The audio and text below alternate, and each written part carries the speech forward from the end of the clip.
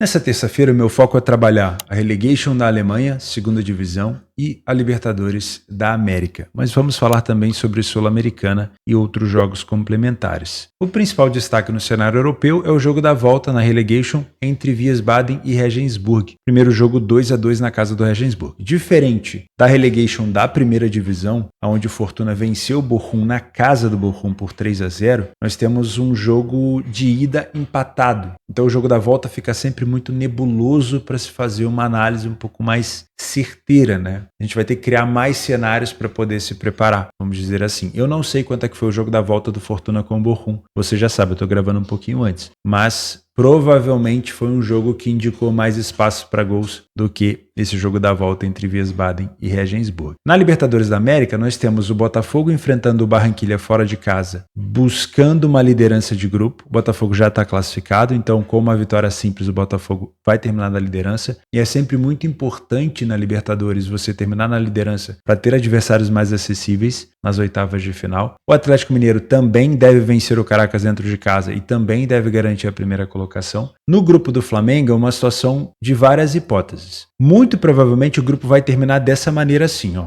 Palestino na terceira colocação, Flamengo classificado na segunda, Bolívar em primeiro colocado e classificando como primeiro do grupo. Por que que isso deve permanecer desse jeito? Porque o Bolívar precisa apenas de um empate para ficar na primeira colocação, certo? Se o Bolívar perde para o Palestino, o Flamengo assume a liderança porque o Flamengo tem um saldo de gols melhor. Ok? Mas existe ainda uma situação onde o Flamengo iria para a Sul-Americana, caso perca para a equipe do Milionários, ou caso empate com o Milionários, e o Palestino vença a equipe do Bolívar. Pode acontecer. Flamengo dentro de casa, tentando marcar um gol no Milionários, não consegue, por exemplo, vencer. O Flamengo fica com 8 pontos e o Palestino vencendo o Bolívar classifica com 10 em segundo lugar por conta do saldo de gols. E pode acontecer também um cenário hipotético do Bolívar perder o jogo por 3-0 para o Palestino. Primeiro critério de desempate é o saldo de gols. O Palestino vencendo por 3-0, ele se classifica, ele elimina o Bolívar e o Flamengo passaria para primeiro do grupo e aí passariam Flamengo e Palestino. Então tem várias hipóteses, mas a hipótese mais provável é o Flamengo classificando na segunda colocação. Além disso, a gente tem o Corinthians precisando só de si para conseguir a primeira colocação aqui na Sul-Americana e o Bragantino provavelmente vai se classificar na segunda colocação junto com o Racing aqui e vai ter que fazer um playoff para seguir na Sul-Americana porque o saldo de gols do Racing é muito melhor, a não ser que o Racing tropece dentro de casa contra o Luquem. Meu nome é Theo Borges, esse é mais um Bom Dia Mercado, nosso planejamento de trabalho diário sobre apostas e trading. Por aqui, se você não é inscrito nesse canal, faça o favor de se inscrever, é um prazer ter você por aqui. Eu espero conseguir te ajudar a fazer o melhor planejamento possível para essa terça, dia 28 de maio.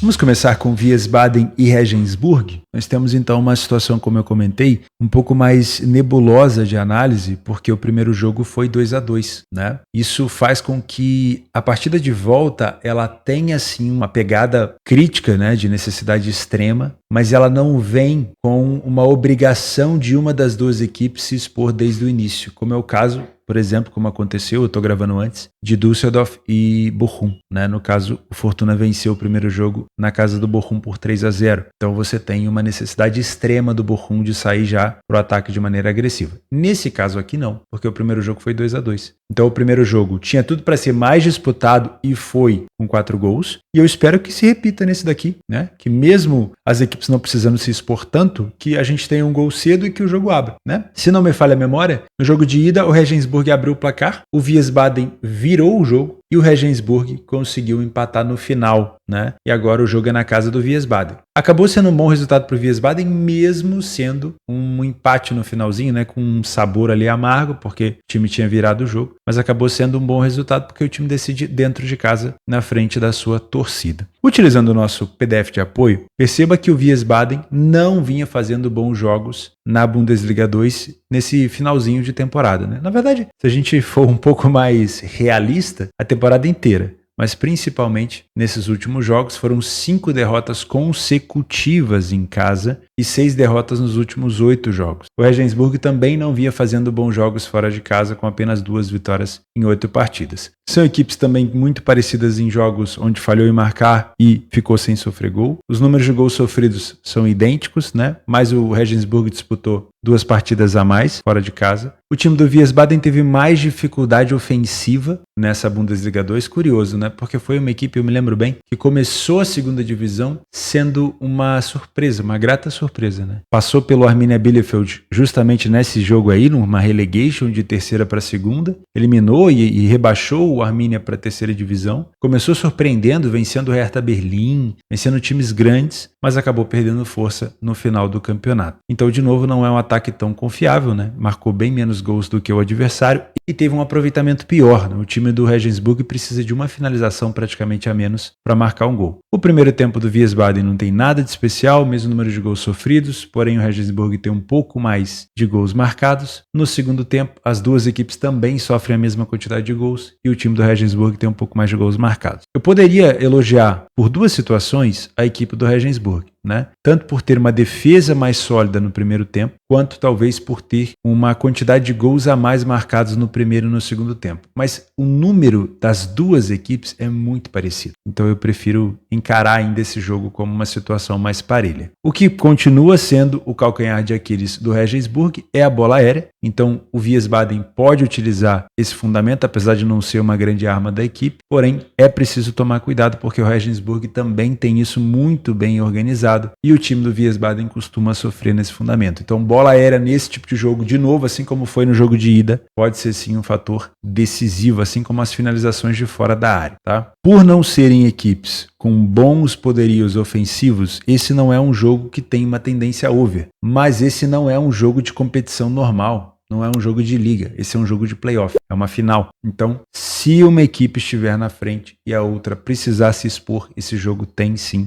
um potencial de abertura, como eu gosto de dizer. Os principais momentos de gols marcados da equipe do Wiesbaden, metade do primeiro e metade do segundo tempo, apesar de não ser um ataque tão forte, e principalmente sofrem gols nos últimos minutos de jogo. A equipe do Regensburg marca com mais frequência logo no começo, e seria ótimo para o jogo se isso acontecesse, e depois na outra extremidade, no finalzinho, e também sofre nos últimos minutos. Então já dá para a gente ficar de olho aqui numa situação de over limite com o jogo desempatado. Não são equipes com costume de propor jogo, de deter a posse. Então a gente pode ter aqui um jogo muito mais parelho, muito mais laicade, muita trocação e sem muito controle do jogo. Então toma um pouco de cuidado para você que vem para trabalhar no trade, no mercado de resultados. O time do Regensburg tem um índice de cartões maior, quase 3 por jogo. É um jogo com uma pegada mais faltosa, porque por enquanto o jogo está empatado, ele já volta empatado, é como se tivesse 2 tempos, né? O segundo tempo vai começar empatado, mas ele tem potencial para abrir para ser mais pegado ainda, dependendo de uma situação de desvantagem no placar, um time contra-atacando, com jogadas ofensivas sendo interrompidas ali, a gente pode ter uma situação de cartão até aumentando, tá? Os principais jogadores do Wiesbaden, na verdade o principal jogador do Wiesbaden é o Ivan Pratin, o atacante, com 13 gols marcados na temporada, e do lado do Regensburg, Christian Viet, com 10 gols e 7 assistências, Dominik Kotter, com 10 gols e 9 assistências, e Noah Ganaus, meio-campista, com 10 gols e 2 assistências. Se você é um trader por aqui, não te aconselho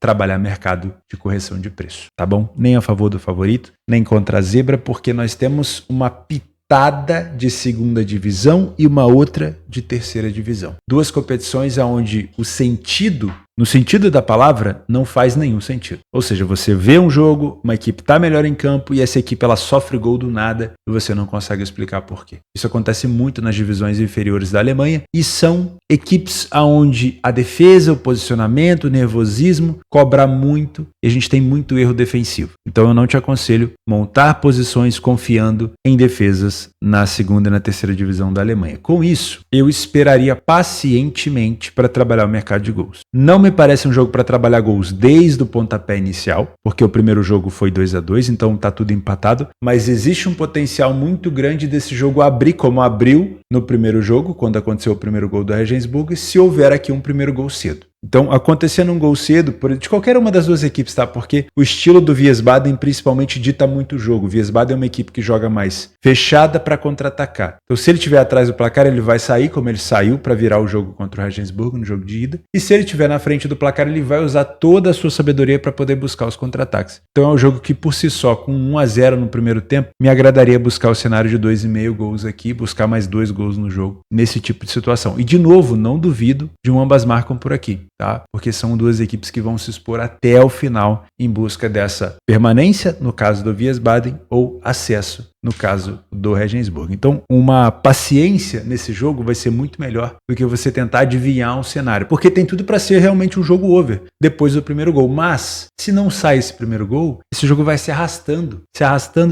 daqui a pouco vai numa prorrogação, e aí você, que acabou entrando em gol cedo demais, se complica. Então, espera o sinal, depois você entra. Vamos falar de Libertadores como um todo. Aqui o jogo do Botafogo contra o Barranquilla, o Junior Barranquilla, é uma situação onde o Botafogo tem que tomar muito cuidado. O comportamento do Botafogo contra o Universitário foi muito perigoso. O Botafogo ficou muito recuado e o Universitário teve muito próximo de marcar gol. O Botafogo acabou resistindo e com um contra-ataque acabou marcando o seu gol, que deu a classificação para o Botafogo. Então, o Botafogo vai sair da Colômbia com a classificação independente da posição na tabela. Mas seria muito importante se conseguisse buscar a liderança. O problema é que o Junior Barranquilla joga pelo empate por conta do saldo de gols, né? O Barranquilla tem um saldo de 3 e o Botafogo tem um saldo de 1. Então, para o Botafogo, somente a vitória interessa, mas tem que tomar muito cuidado com essa situação de ficar muito recuado. Porém, aí eu vejo um cenário muito interessante, porque o Botafogo ele vai terminar na segunda colocação de qualquer maneira, empatando ou perdendo. Então ele pode tomar nesse jogo, como ele já está meio que free betado, como a gente gosta de falar, ou seja, ele não vai se complicar. Ou ele termina na segunda ou na primeira colocação, ele não vai para a Sul-Americana. Então ele pode adotar uma postura mais agressiva, ele não necessariamente precisa esperar o Junior Barranquilla para poder contra-atacar, ele pode tentar propor o jogo, ele pode ser um pouco mais agressivo na marcação-pressão, na saída de bola, por quê? Só a vitória interessa. E é um jogo onde ele não se arrisca. O risco aqui é ele se classificar na segunda colocação, o que é ruim, mas permite dar embasamento, dar impulsão